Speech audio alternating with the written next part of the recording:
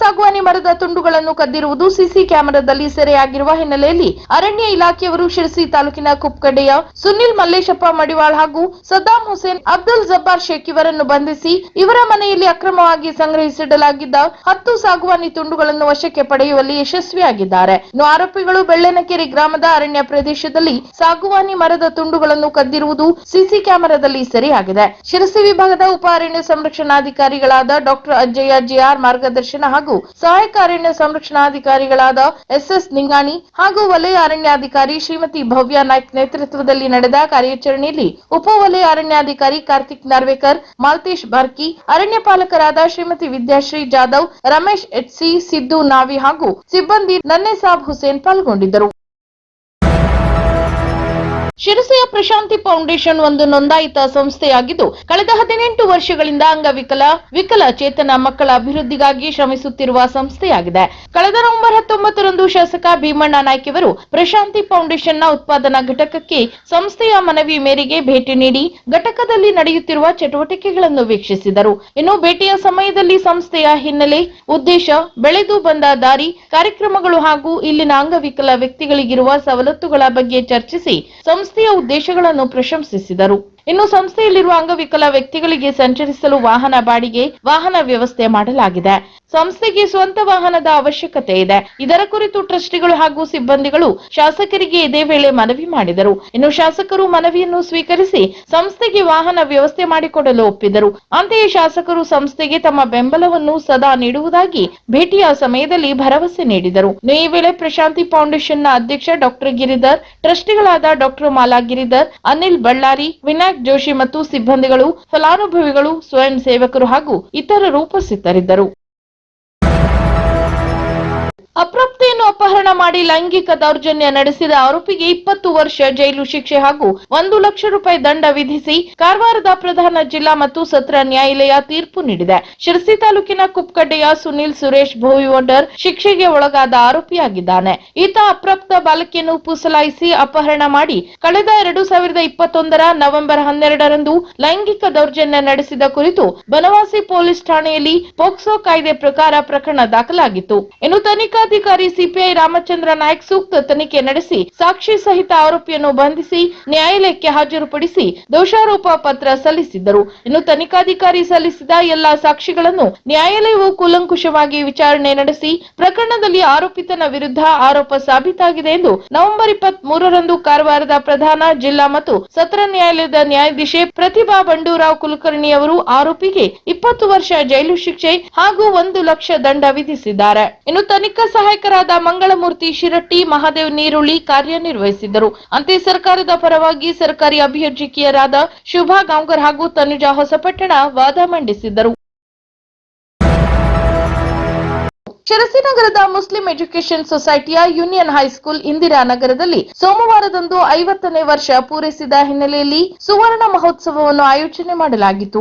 ಈ ಒಂದು ಕಾರ್ಯಕ್ರಮಕ್ಕೆ ಉದ್ಘಾಟಕರಾಗಿ ಆಗಮಿಸಿದ ಪ್ರಾಥಮಿಕ ಹಾಗೂ ಪ್ರೌಢ ಶಿಕ್ಷಣ ಸಚಿವ ಮಧು ಬಂಗಾರಪ್ಪ ಕಾರ್ಯಕ್ರಮದ ಉದ್ಘಾಟನೆಯನ್ನು ನೆರವೇರಿಸಿದರು. ನಂತರ ಮಾತನಾಡಿದ ಅವರು, ಜಾತ್ಯತೀತವಾಗಿ ಮಕ್ಕಳಿಗೆ ಉತ್ತಮ ಶಿಕ್ಷಣ ನೀಡಿದರೆ ಸಮಾಜಕ್ಕೆ ಮತ್ತು ದೇಶಕ್ಕೆ ದೊಡ್ಡ ಆಸ್ತಿಯಾಗುತ್ತಾರೆ ಎಂದು ತಿಳಿಸಿದರು. ಇನ್ನು ರಾಷ್ಟ್ರಕವಿ ಕುವೆಂಪು ಅವರು ಹೇಳಿದಂತೆ ಸರ್ವ ಜನಾಂಗದ ಶಾಂತಿಯ ತೋಟವಾಗಬೇಕು.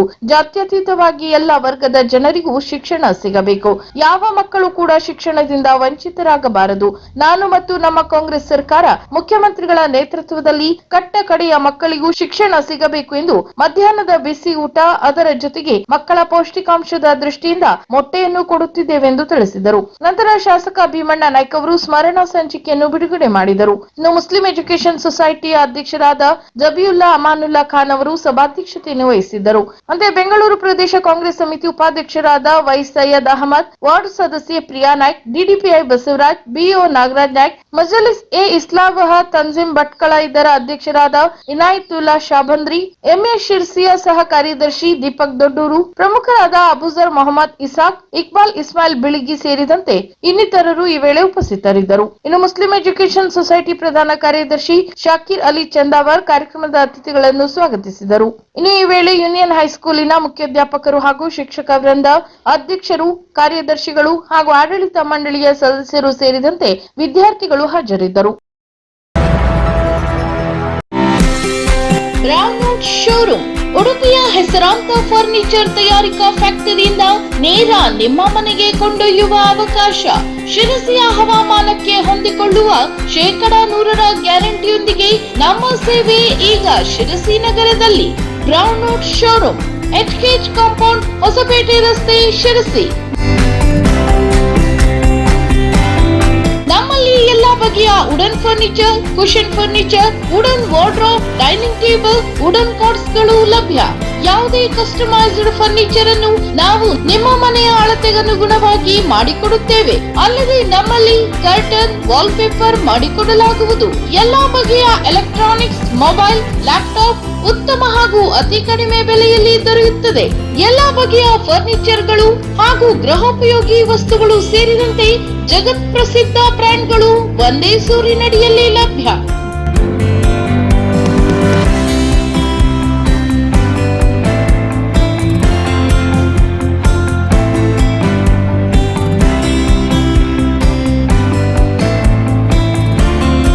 ಶುಭಾರಂಭದ ಕೊಡುಗೆಯಾಗಿ ಎಲ್ಲಾ ಫರ್ನಿಚರ್ಗಳ ಮೇಲೆ 30% 20% ರಿಯಾಯಿತಿ ನೀಡಲಾಗುವುದು. ಅಲ್ಲದೆ ಖಚಿತ ಉಡುಗೊರೆ ಮತ್ತು ಹೋಮ್ ಡೆಲಿವರಿ ವ್ಯವಸ್ಥೆಯೂ ಲಭ್ಯವಿದೆ.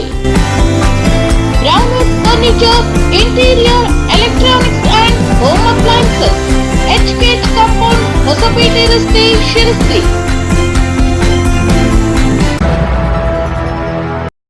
ಶಿರಸಿ ನಗರದ ಕಾಂಗ್ರೆಸ್ ಕಚೇರಿಯಲ್ಲಿ ಮಾಧ್ಯಮಗೋಷ್ಠಿ ನಡೆಸಿದ ಎಂಎಲ್ಸಿ ಐವನ್ ಡಿಸೋಜಾ ಅವರು ಬಿಜೆಪಿ ಪಕ್ಷದ ವಿರುದ್ಧ ಹರಿಹಾಯ್ದರು. ರಾಜ್ಯದಲ್ಲಿ ಕಾಂಗ್ರೆಸ್ ಸರ್ಕಾರ ಉತ್ತಮ ಕೆಲಸ ಮಾಡಿದೆ, ನುಡಿದಂತೆ ನಡೆದುಕೊಂಡಿದ್ದೇವೆ. ಬಿಜೆಪಿಯವರು ಜನರ ವಿಶ್ವಾಸ ಕಳೆದುಕೊಂಡಿದ್ದಾರೆ. ಬಿಜೆಪಿಯವರು ಕೋಮುವಾದಿಗಳು, ಬಡವರ ವಿರೋಧಿಗಳು. ಕಳೆದ ವಿಧಾನಸಭಾ ಚುನಾವಣೆಯಲ್ಲಿಯೂ ಮತ್ತು ಉಪಚುನಾವಣೆಯಲ್ಲಿಯೂ ಜನರು ಬಿಜೆಪಿಗೆ ಆಶೀರ್ವಾದ ಮಾಡಿಲ್ಲ, ಜನರು ಕಾಂಗ್ರೆಸ್ ಪಕ್ಷಕ್ಕೆ ಆಶೀರ್ವಾದ ಮಾಡಿದ್ದಾರೆ. ಅದಕ್ಕಾಗಿ ನಾವು ಉಪಚುನಾವಣೆಯಲ್ಲಿ 3ಕ್ಕೆ 3 ಕ್ಷೇತ್ರಗಳನ್ನು ಗೆಲುವು ಸಾಧಿಸುವ ಮೂಲಕ ಜನರು ಕಾಂಗ್ರೆಸ್ ಪಕ್ಷದ ಜೊತೆಗಿದ್ದಾರೆ ಎನ್ನುವುದಕ್ಕೆ ಉದಾಹರಣೆ ಎಂದರು. ಇನ್ನು ಬಿಜೆಪಿ ಪಕ್ಷದ ನಾಯಕರುಗಳಾದ ಆರ್ ಅಶೋಕ್ ಮತ್ತು ವಿಜಯೇಂದ್ರ ಮುಖ್ಯಮಂತ್ರಿಗಳ ಯಾವುದೇ ತಪ್ಪು ಇಲ್ಲದಿದ್ದರೂ ಸುಖಾಸುಮ್ಮನೆ ಅವರನ್ನು ತೇಜೋವಧೆ ಮಾಡಲು ಇಲ್ಲಸಲ್ಲದ ಆರೋಪ ಮಾಡುತ್ತಿದ್ದಾರೆ. ಇದು ಸರಿಯಲ್ಲ ಎಂದರು. ಇನ್ನು ನಮ್ಮ ಸರ್ಕಾರ ಜನರಿಗೆ 5 ಭಾಗ್ಯಗಳನ್ನು ನೀಡಿದೆ. ಆ ಯೋಜನೆಗಳು ಸಂಪೂರ್ಣವಾಗಿ ಜನರಿಗೆ ತಲುಪಿಸುವಲ್ಲಿ ನಮ್ಮ ಸರ್ಕಾರ ಯಶಸ್ವಿಯಾಗಿ ಕಾರ್ಯನಿರ್ವಹಿಸಿದೆ ಎಂದರು.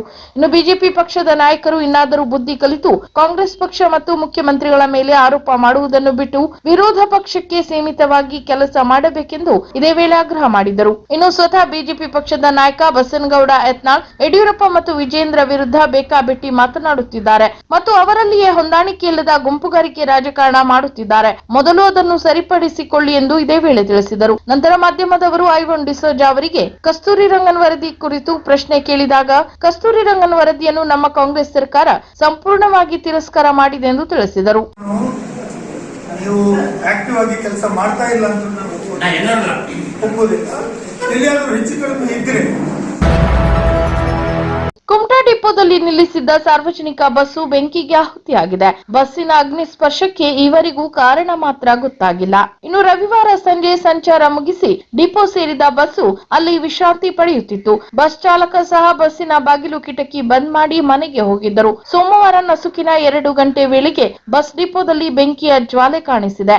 ಇಡೀ ಬಸ್ಸು ಇದರಿಂದಾಗಿ ಹೊತ್ತಿ ಉರಿದಿದೆ. ಇನ್ನು ಬಸ್ ಡಿಪೋದಲ್ಲಿದ್ದ ಮೆಕ್ಯಾನಿಕ್ ಬಸ್ ಉರಿಯುತ್ತಿರುವುದನ್ನು ಗಮನಿಸಿ ಅಗ್ನಿಶಾಮಕ ಸಿಬ್ಬಂದಿಗೆ ಫೋನ್ ಮಾಡಿದ್ದಾರೆ. ಈ ವೇಳೆಗೆ ಪೊಲೀಸರು ಸಹ ಸ್ಥಳಕ್ಕೆ ಬಂದಿದ್ದು ಅಗ್ನಿಶಾಮಕ ಸಿಬ್ಬಂದಿ ಬೆಂಕಿ ಆರಿಸುವ ಪ್ರಯತ್ನ ನಡೆಸಿದರೂ ಬಸ್ಸು ಸುಟ್ಟು ಕರಕಲಾಗಿತ್ತು. ಇನ್ನು ಬಸ್ಸಿಗೆ ಬೆಂಕಿ ಬೀಳಲು ಕಾರಣವೇನು ಎಂಬ ಬಗ್ಗೆ ತನಿಖೆ ನಡೆಯುತ್ತಿದೆ.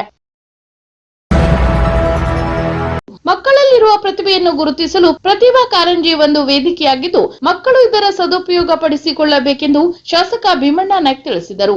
ಅವರು ಶಿರಸಿಯ ಆವೇಮೆರಿಯ ಪ್ರಾಥಮಿಕ ಶಾಲೆಯಲ್ಲಿ ನಡೆದ ತಾಲೂಕಾ ಮಟ್ಟದ ಪ್ರಾಥಮಿಕ ಮತ್ತು ಪ್ರೌಢಶಾಲೆಯ ಪ್ರತಿಭಾ ಕಾರಂಜಿ ಕಾರ್ಯಕ್ರಮದಲ್ಲಿ ಪಾಲ್ಗೊಂಡು ಮಾತನಾಡಿದರು. ಇದೇ ವೇಳೆ ಶಾಲಾ ಶಿಕ್ಷಣ ಮತ್ತು ಸಾಕ್ಷರತಾ ಇಲಾಖೆಯ ಸಚಿವರಾದ ಮಧು ಬಂಗಾರಪ್ಪ ಸೇರಿದಂತೆ ಇನ್ನಿತರರು ಉಪಸ್ಥಿತರಿದ್ದರು.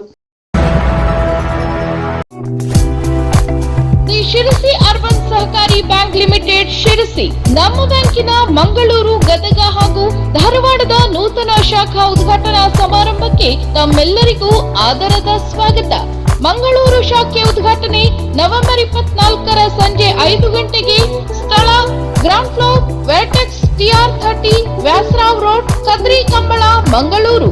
ಗದಗ ಶಾಖೆ ಉದ್ಘಾಟನೆ ನವೆಂಬರ್ 28ರಂದು ಮುಂಜಾನೆ 11 ಗಂಟೆಗೆ. ಸ್ಥಳ ಮಾನ್ವಿ ಬಂಗ ಬಂಗ್ಲೋ, ಎಪಿಎಂಸಿ, ಪಶ್ಚಿಮ ಗೇಟ್ ಹಾಗೂ ಕೋಟಕ್ ಮಹೀಂದ್ರಾ ಬ್ಯಾಂಕ್ ಹತ್ತಿರ ಪಿಬಿ ರೋಡ್ ಗದಗ ಹಾಗೂ ಧಾರವಾಡ ಶಾಖೆ ಉದ್ಘಾಟನೆ ನವೆಂಬರ್ 28ರಂದು ಸಂಜೆ 5 ಗಂಟೆಗೆ. ಸ್ಥಳ ಶ್ರೀ ಬಸವಕೃಪಾ ಕೆಯುಡಿ ಕ್ರಾಸ್, ಹಳಿಯಾಳ ರಸ್ತೆ, ಬಸವೇಶ್ವರ ನಗರ, ಸಪ್ತಾಪುರ, ಧಾರವಾಡ. ನಮ್ಮೆಲ್ಲ ಷೇರುದಾರರ ಸದಸ್ಯರಿಗೂ, ಗ್ರಾಹಕರಿಗೂ ಹಾಗೂ ಹಿತೈಷಿಗಳಿಗೂ ಆದರದ ಸ್ವಾಗತ ಹಾಗೂ ತಮ್ಮ ಸಹಕಾರಕ್ಕೆ ಕೃತಜ್ಞತೆಗಳನ್ನು ಸಲ್ಲಿಸುವವರು ಅಧ್ಯಕ್ಷರು ಶ್ರೀ ಜಯದೇವ್ ನೀಲೇಕಣಿ, ಉಪಾಧ್ಯಕ್ಷರು ಶ್ರೀ ಸಂತೋಷ್ ಪಂಡಿತ್, ವ್ಯವಸ್ಥಾಪನಾ ಮಂಡಳಿಯ ಅಧ್ಯಕ್ಷರು ಹಾಗೂ ನಿರ್ದೇಶಕರು ಶ್ರೀ ನಿತಿನ್ ಎಸ್ ಕಾಸರಗೋಡ್ ಹಾಗೂ ಮುಖ್ಯ ಕಾರ್ಯನಿರ್ವಹಣಾಧಿಕಾರಿಗಳು ಶ್ರೀಮತಿ ಆರತಿ ಎಸ್ ಶೆಟ್ಟರ್ ಮತ್ತು ಹಿರಿಯ ಅಧಿಕಾರಿಗಳು, ಶಾಖಾ ವ್ಯವಸ್ಥಾಪಕರು ಮತ್ತು ಸಿಬ್ಬಂದಿ ವರ್ಗ, ದಿ ಶಿರಸಿ ಅರ್ಬನ್ ಸಹಕಾರಿ ಬ್ಯಾಂಕ್ ಲಿಮಿಟೆಡ್, ಶಿರಸಿ.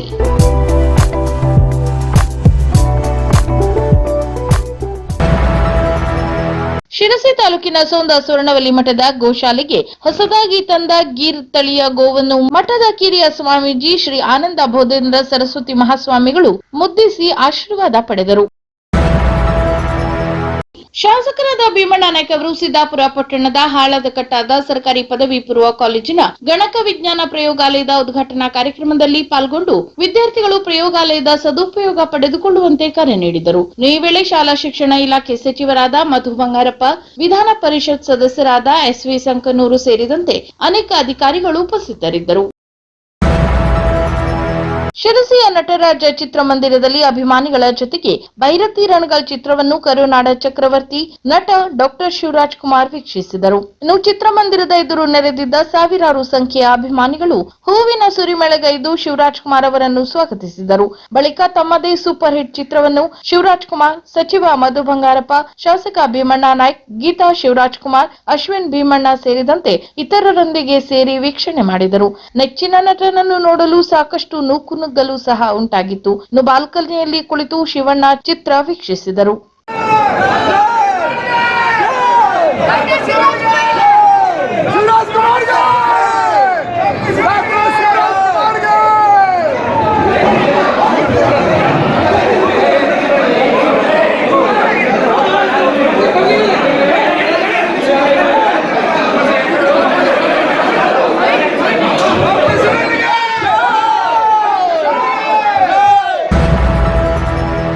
ಶಿರಸಿ ತಾಲೂಕಿನ ಬರಸಗುಣಿ ಗ್ರಾಮದಲ್ಲಿ ನೂತನ ಹಾಲು ಉತ್ಪಾದಕ ಸಹಕಾರ ಸಂಘದ ಉದ್ಘಾಟನೆಯನ್ನು ಧಾರವಾಡ, ಗದಗ ಮತ್ತು ಉತ್ತರ ಕನ್ನಡ ಜಿಲ್ಲಾ ಸಹಾಯಕ ಹಾಲು ಉತ್ಪಾದಕರ ಸಂಘಗಳ ಉಪಾಧ್ಯಕ್ಷ ಸುರೇಶ್ ಚಂದ್ರ ಹೆಗಡೆ ಕಿಶಿನ್ಮನೆ ಅವರು ದೀಪ ಬೆಳಗಿ ಹಾಲು ಅಳೆಯುವುದರ ಮೂಲಕ ನೆರವೇರಿಸಿದರು. ನಂತರ ಮಾತನಾಡಿದ ಅವರು, ಈ ಭಾಗದ ಹಾಲು ಉತ್ಪಾದಕ ರೈತರ ಅಭಿಲಾಷೆಯಂತೆ ಹಾಗೂ ರೈತರ ಹಿತದೃಷ್ಟಿಯನ್ನು ಗಮನದಲ್ಲಿ ಇಟ್ಟುಕೊಂಡು ಬರಸಗುಣಿ ಗ್ರಾಮದಲ್ಲಿ ಶಿರಸಿ ತಾಲೂಕಿನಲ್ಲಿ ನನ್ನ ವ್ಯಾಪ್ತಿಯ 99ನೇ ಹಾಲು ಉತ್ಪಾದಕ ಸಹಕಾರ ಸಂಘವನ್ನು ಪ್ರಾರಂಭಿಸಿದ್ದು ನನಗೆ ಬಹಳ ಹೆಮ್ಮೆಯ ವಿಷಯವಾಗಿದೆ. ನಾವು ಈ ಭಾಗದ ರೈತರನ್ನು ಸಹಕಾರ ವ್ಯವಸ್ಥೆಗೆ ತರಬೇಕು ಎಂಬ ಉದ್ದೇಶದಿಂದ ಎನ್ಆರ್ಎಲ್ಎಂ ಅಧಿಕಾರಿಗಳ ಸಹಯೋಗದೊಂದಿಗೆ ಬರಸಗುಣಿ ಗ್ರಾಮಗಳ ಹಾಲು ಉತ್ಪಾದಕ ರೈತರ ಜೊತೆ ಸಭೆ ನಡೆಸಿ ಸರ್ಕಾರ ಹಾಗೂ ಒಕ್ಕೂಟದ ಸೌಲಭ್ಯಗಳ ಕುರಿತಾಗಿ ಮಾಹಿತಿ ನೀಡಿ ಸಂಘ ಸಂಸ್ಥೆಯನ್ನಾಗಿ ಕಾರ್ಯಾರಂಭ ಮಾಡುವಂತೆ ಅನುವು ಮಾಡಿಕೊಡಲಾಗಿದೆ ಎಂದರು. ನಮ್ಮ ಜಿಲ್ಲೆಯಲ್ಲಿ ಸಹಕಾರ ವ್ಯವಸ್ಥೆ ಅಡಿಯಲ್ಲಿ ಹಾಲು ಉತ್ಪಾದನಾ ಕ್ಷೇತ್ರ ಬೆಳೆಯುತ್ತಿರುವುದರಿಂದ ತಾವೆಲ್ಲರೂ ಇದರ ಜೊತೆ ಕೈಜೋಡಿಸಬೇಕು. ಒಂದು ಸಂಘ ಯಶಸ್ವಿಯಾಗಿ ಕಾರ್ಯಾಚರಣೆ ಮಾಡುವಂತಾಗಲು ಕನಿಷ್ಠ ದಿನಕ್ಕೆ 200 ಲೀಟರ್ ಹಾಲು ಶೇಖರಣೆ ಮಾಡುವುದು ಅತ್ಯವಶ್ಯಕವಾಗಿದ್ದು, ಇದರಿಂದ ಸಂಘದಲ್ಲಿ ಕಾರ್ಯನಿರ್ವಹಿಸುವ ಸಿಬ್ಬಂದಿಗೆ ವೇತನ ನೀಡಲು, ಸಂಘದ ಇತರೆ ಖರ್ಚುಗಳನ್ನು ಭರಿಸಲು ಹಾಗೂ ಸಂಘವು ಲಾಭ ಗಳಿಸಿ ಉತ್ಪಾದಕರಿಗೆ ಇನ್ನೂ ಹೆಚ್ಚಿನ ಸೌಲಭ್ಯಗಳನ್ನು ನೀಡಲು ಸಾಧ್ಯವಾಗುತ್ತದೆ ಎಂದರು. ಇನ್ನು ಈ ವೇಳೆ ಧಾರವಾಡ ಸಹಕಾರ ಹಾಲು ಒಕ್ಕೂಟದ ಜಿಲ್ಲಾ ಮುಖ್ಯಸ್ಥ ಎಸ್ಎಸ್ ಬೀಜೂರು ಅವರು ರಾಜ್ಯ ಸರ್ಕಾರ, ಧಾರವಾಡ ಸಹಕಾರ ಹಾಲು ಒಕ್ಕೂಟ ಮತ್ತು ನೌಕರರ ಕಲ್ಯಾಣ ಸಂಘದಿಂದ ಸೌಲಭ್ಯಗಳ ಕುರಿತು ಹಾಲು ಉತ್ಪಾದಕರಿಗೆ ಮಾಹಿತಿ ನೀಡಿದರು. ಇನ್ನು ಸಹಾಯಕ ವ್ಯವಸ್ಥಾಪಕರಾದ ಡಾಕ್ಟರ್ ವಿವೇಕ್ ಎಸ್ಆರ್, ವಿಸ್ತರಣಾಧಿಕಾರಿ ಮೌನೇಶ್ ಎಂ ಸೋನಾರ್, ವಿಸ್ತರಣಾ ಸಮಾಲೋಚಕರಾದ ಜಯಂತ್ ಪಟಿಗಾರ್, ಅಭಿಷೇಕ್ ನಾಯ್ಕ್, ಬರಸಗುಣಿ ಹಾಲು ಉತ್ಪಾದಕ ಮಹಿಳಾ ಸಹಕಾರ ಸಂಘದ ಅಧ್ಯಕ್ಷೆ ಯಶೋಧ ರಾಜು ನಾಯ್ಕ್, ಕಾರ್ಯದರ್ಶಿ ಶ್ರೀಮತಿ ರಂಜನಾ ನಾಯ್ಕ್, ಮಂಜುಗುಣಿ ಹಾಲು ಉತ್ಪಾದಕ ಸಹಕಾರ ಸಂಘದ ಅಧ್ಯಕ್ಷ ಮಂಜುನಾಥ್ ಜಿ ಹೆಗಡೆ ಸೇರಿದಂತೆ ಬರಸಗುಣಿ ಸಂಘದ ಆಡಳಿತ ಮಂಡಳಿ ಸದಸ್ಯರು, ಹಾಲು ಉತ್ಪಾದಕರು ಹಾಗೂ ಊರ ನಾಗರಿಕರು ಉಪಸ್ಥಿತರಿದ್ದರು.